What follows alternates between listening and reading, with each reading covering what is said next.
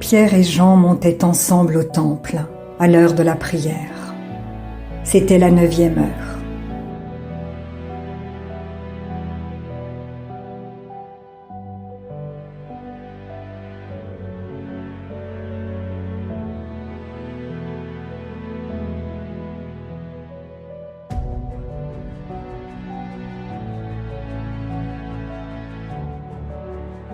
Il y avait un homme boiteux de naissance, qu'on portait et qu'on plaçait tous les jours à la porte du temple, appelé la Belle, pour qu'il demande l'aumône à ceux qui entraient dans le temple.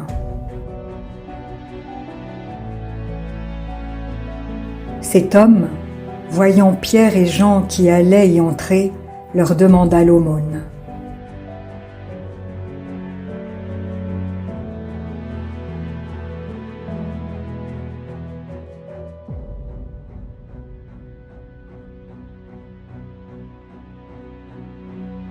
Pierre, de même que Jean, fixa les yeux sur lui et dit « Regarde-nous ».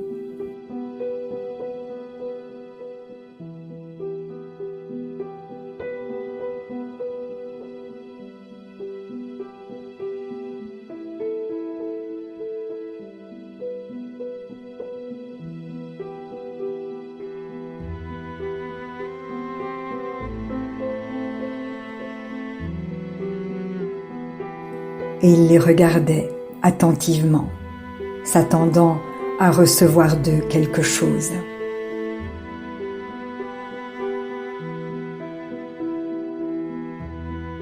Alors Pierre lui dit « Je n'ai ni argent, ni or, mais ce que j'ai, je te le donne. Au nom de Jésus-Christ de Nazareth, lève-toi et marche. »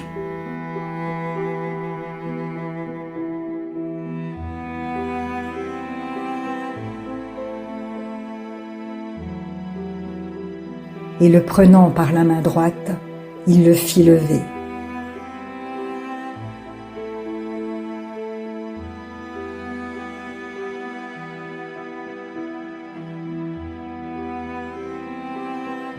Au même instant, ses pieds et ses chevilles devinrent fermes. D'un saut, il fut debout et il se mit à marcher.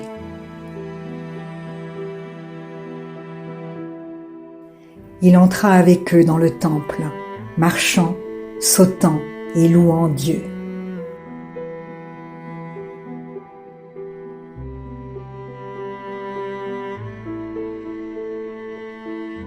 Tout le monde le vit marchant et louant Dieu.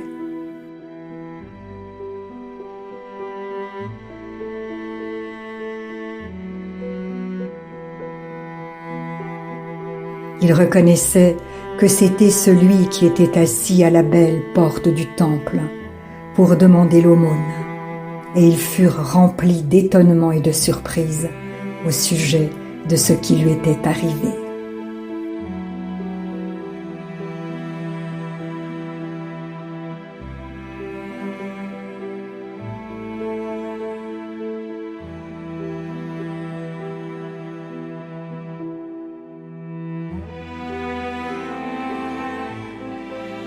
Comme ils ne quittaient pas Pierre et Jean, tout le peuple étonné accourut vers eux, au portique dit de Salomon.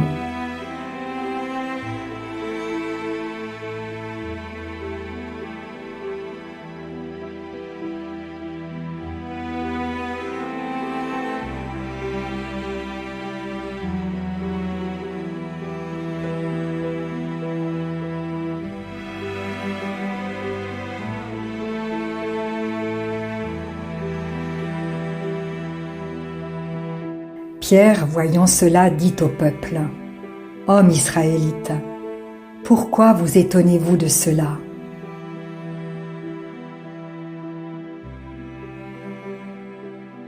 Pourquoi avez-vous les regards fixés sur nous, comme si c'était par notre propre puissance ou par notre piété que nous eussions fait marcher cet homme ?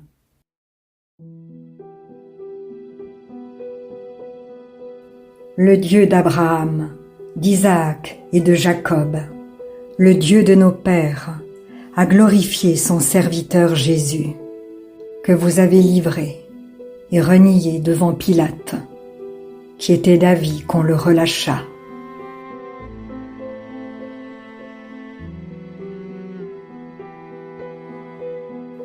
Vous avez renié le saint et le juste, et vous avez demandé qu'on vous accorde la grâce d'un meurtrier.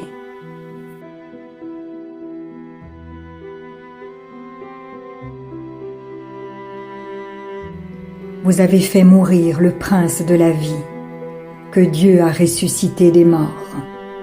Nous en sommes témoins.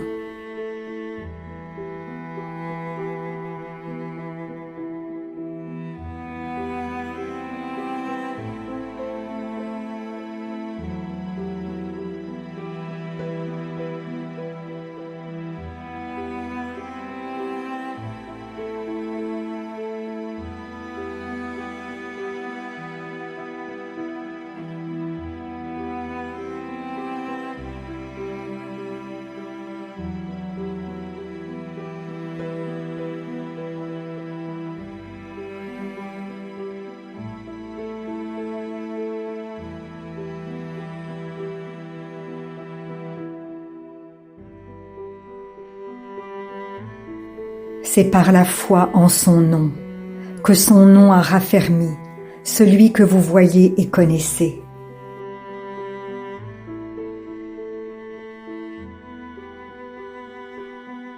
C'est la foi en lui qui a donné à cet homme cette entière guérison en présence de vous tous.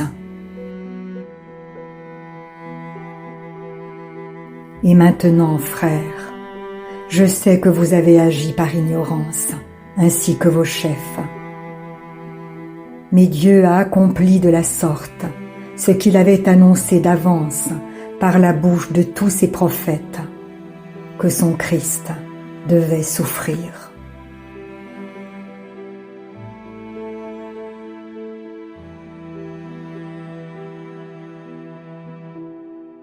Repentez-vous donc et convertissez-vous, pour que vos péchés soient effacés, afin que des temps de rafraîchissement viennent de la part du Seigneur, et qu'il envoie celui qui vous a été destiné, Jésus-Christ, que le ciel doit recevoir jusqu'au temps du rétablissement de toutes choses, dont Dieu a parlé anciennement par la bouche de ses saints prophètes.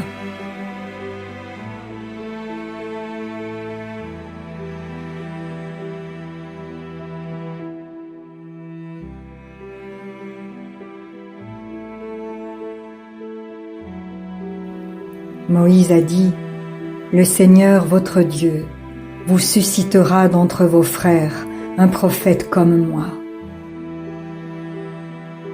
Vous l'écouterez dans tout ce qu'il vous dira.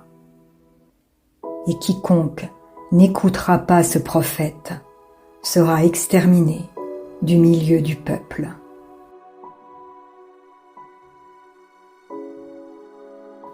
Tous les prophètes qui ont successivement parlé depuis Samuel ont aussi annoncé ces jours-là.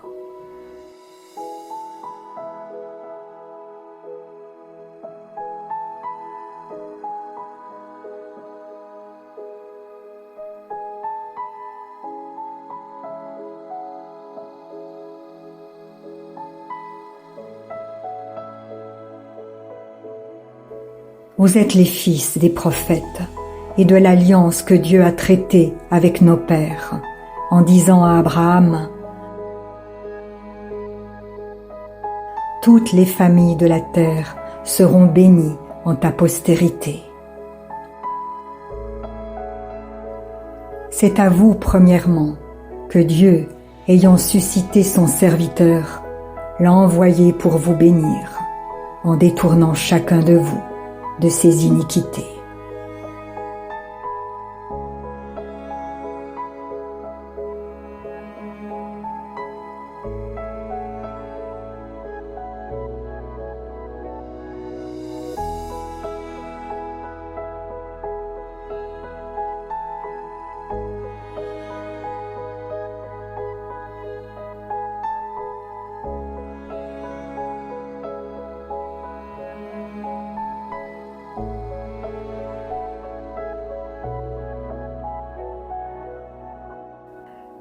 Tandis que Pierre et Jean parlaient au peuple, survinrent les sacrificateurs, le commandant du temple et les Sadducéens, mécontents de ce qu'ils enseignaient le peuple, et annonçaient en la personne de Jésus la résurrection des morts.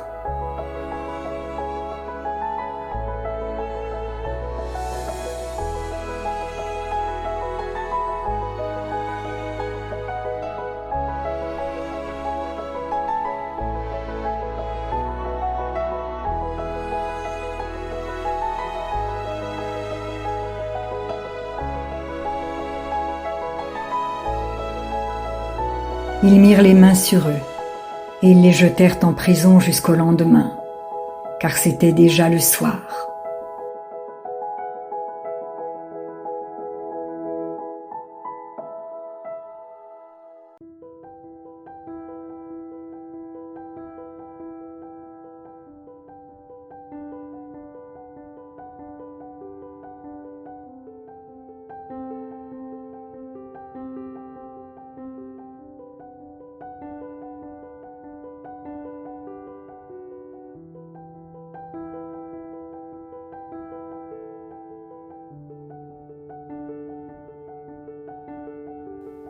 Cependant, beaucoup de ceux qui avaient entendu la parole crurent, et le nombre des hommes s'éleva à environ 5000.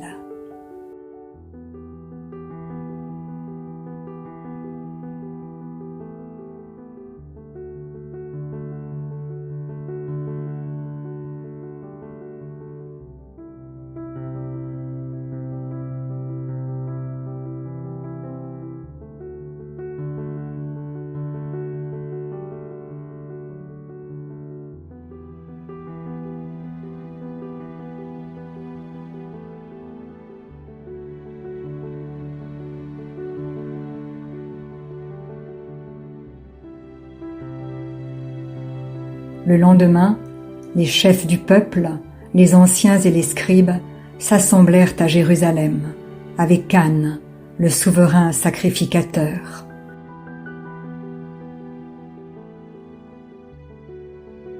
Caïphe, Jean, Alexandre et tous ceux qui étaient de la race des principaux sacrificateurs. Ils firent placer au milieu d'eux Pierre et Jean et leur demandèrent : « Par quel pouvoir ou au nom de qui avez-vous fait cela ?»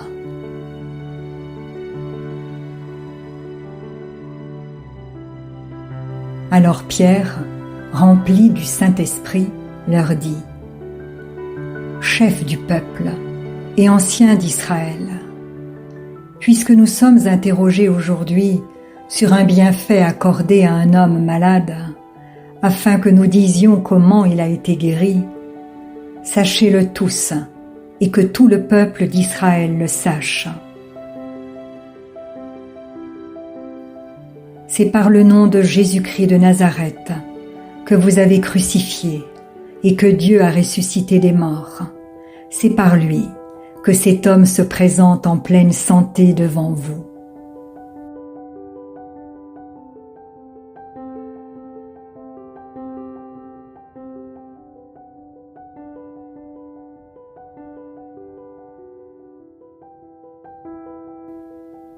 Jésus est la pierre rejetée par vous qui bâtissez, et qui est devenue la principale de l'angle. Il n'y a de salut en aucun autre.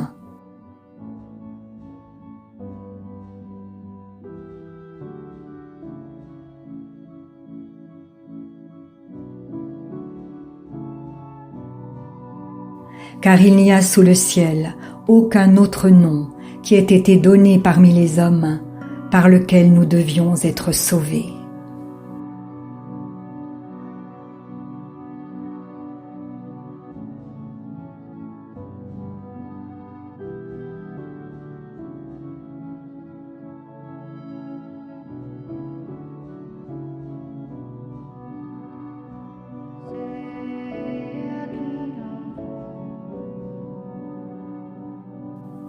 Lorsqu'ils virent l'assurance de Pierre et de Jean, ils furent étonnés, sachant que c'étaient des hommes du peuple sans instruction. Et ils les reconnurent pour avoir été avec Jésus. Mais comme ils voyaient là près d'eux l'homme qui avait été guéri, ils n'avaient rien à répliquer.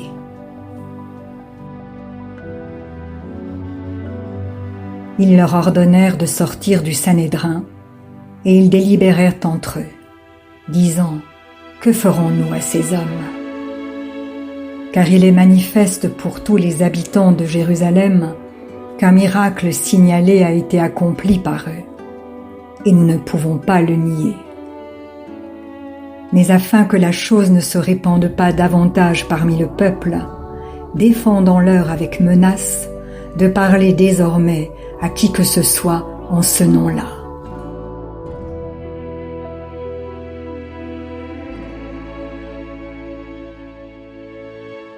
Et les ayant appelés, ils leur défendirent absolument de parler et d'enseigner au nom de Jésus. Pierre et Jean leur répondirent « Jugez s'il est juste, devant Dieu, de vous obéir plutôt qu'à Dieu, car nous ne pouvons pas ne pas parler de ce que nous avons vu et entendu. »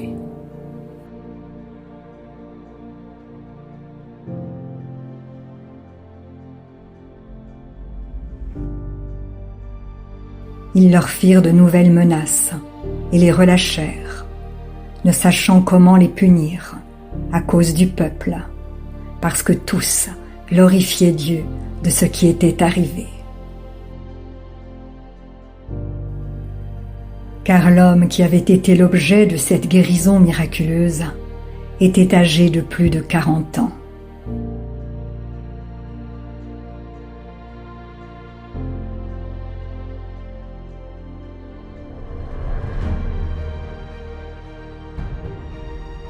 Après avoir été relâchés, ils allèrent vers les leurs et racontèrent tout ce que les principaux sacrificateurs et les anciens leur avaient dit.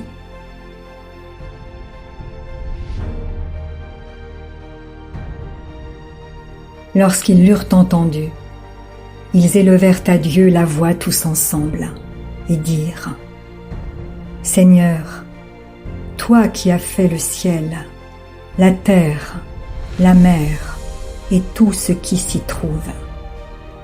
C'est toi qui as dit par le Saint-Esprit, par la bouche de notre Père, ton serviteur David. Pourquoi ce tumulte parmi les nations et ces vaines pensées parmi les peuples? Les rois de la terre se sont soulevés et les princes se sont ligués contre le Seigneur et contre son oint.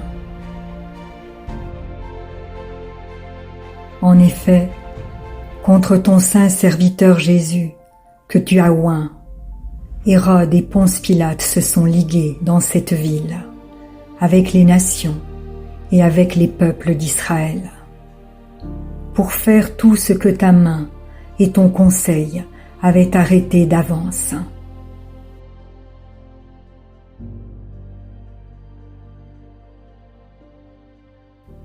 Et maintenant, Seigneur, vois leurs menaces et donne à tes serviteurs d'annoncer ta parole avec une pleine assurance, en étendant ta main pour qu'ils se fassent des guérisons, des miracles et des prodiges, par le nom de ton saint serviteur Jésus.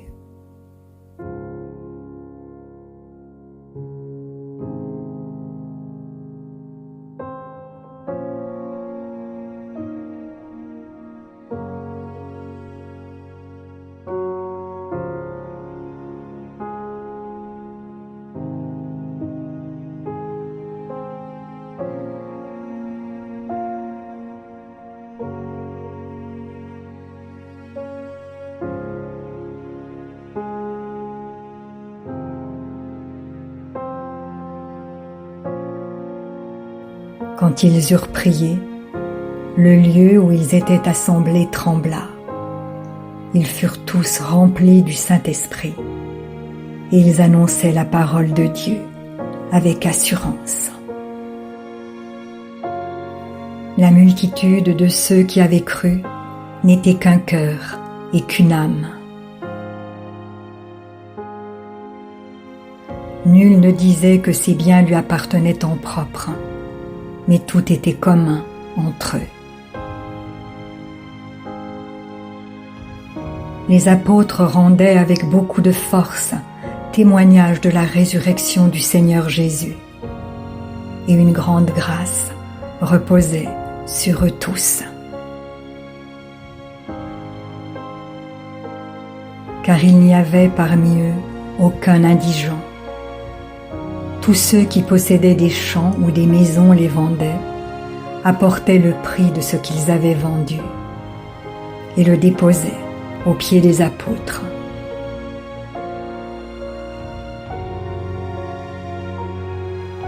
Et l'on faisait des distributions à chacun selon qu'il en avait besoin.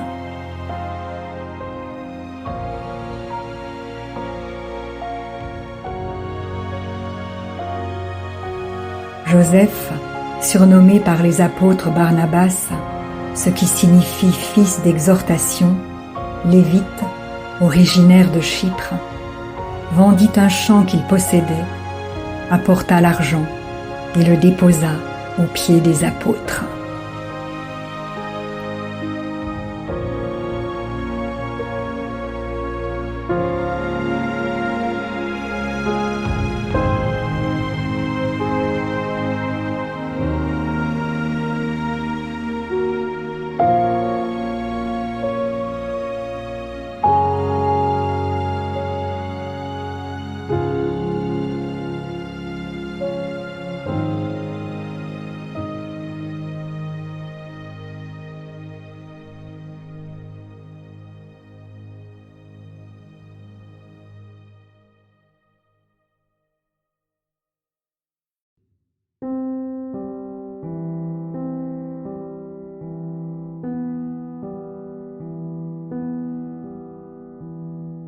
Si la parole de Dieu touche votre cœur, ne l'endurcissez pas. C'est Jésus qui se manifeste. Il vous dit, « Voici, je me tiens à la porte et je frappe. Si quelqu'un entend ma voix et ouvre la porte, j'entrerai chez lui. Je souperai avec lui et lui avec moi. »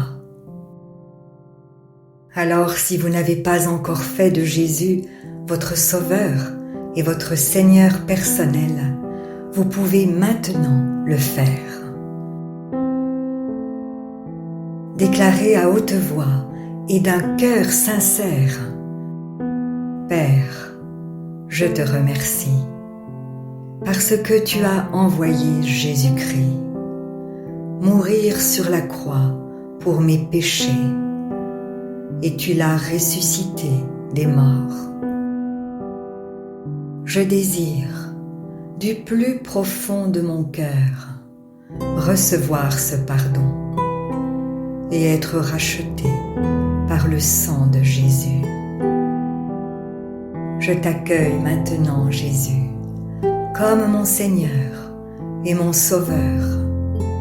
Je renonce désormais au péché et je veux te suivre tous les jours de ma vie. Au nom de Jésus. Amen. Si vous avez fait cette prière, dites-le nous simplement dans les commentaires. Nous prierons pour vous et nous nous réjouirons avec le ciel tout entier, car Jésus a dit « Sachez qu'il y a plus de joie dans le ciel pour un seul pécheur qui se repent que pour 99 justes qui n'ont pas besoin de repentance. » Puis continuez de vous fortifier et de vous purifier par la parole de Dieu. La foi vient, mais elle ne vient que d'une seule source, de ce qu'on entend de la parole de Christ. Demandez à l'Esprit Saint de vous guider et de vous éclairer dans sa connaissance. Il vous conduira dans toute la vérité. Il vous équipera pour toutes les circonstances de votre vie Vous verrez que peu à peu, il vous révélera ce que ne peuvent comprendre ceux qui ne vont pas dans la parole. Car l'homme naturel n'accepte pas ce qui vient de l'Esprit de Dieu. C'est une folie pour lui. Il est même incapable de le comprendre, parce que c'est spirituellement qu'on en juge. Et maintenant, ne restez pas seul. Trouvez une église qui se nourrit de la parole et y est fidèle. Soyez vigilants dans les enseignements que vous écoutez, car plusieurs faux prophètes s'élèveront et ils séduiront beaucoup de gens. Et en toute chose, faites une confiance absolue au Seigneur. Vous êtes richement bénis.